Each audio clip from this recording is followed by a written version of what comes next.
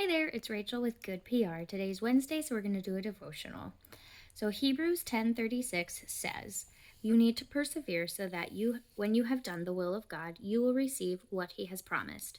Again, it's Hebrews 10:36. So perseverance is definitely related to enduring hardships to keep pursuing God. It can look different from person to person, like what perseverance is to me, it may not be to you, and vice versa. Um, Personally, I was hurt by a pastor when I was 14 years old, and you can read into that what you want. You're probably right.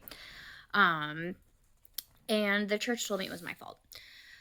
So, for me, as a 14-year-old girl, I stopped going to church, and I'm actually surprised my parents let me, but I'm glad that they did because I think I kind of needed that time.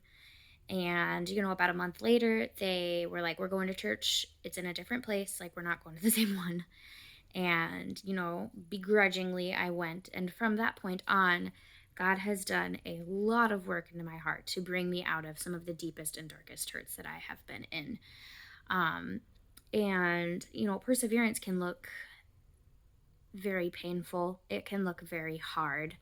It's something we all have to do.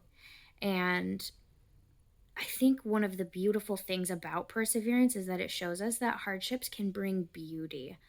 It can change us. It can bring us closer to God. It can really turn what is ugly into something beautiful.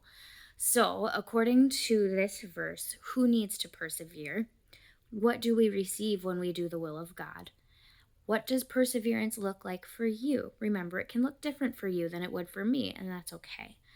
When you look back on what you've worked through and how you've pushed through, where do you see God? Because I promise that He's in there, even in the moments when it feels like He's not. What can you give to God now to help you persevere? That's kind of a different one. What can you give to God to help you persevere? Lastly, pray.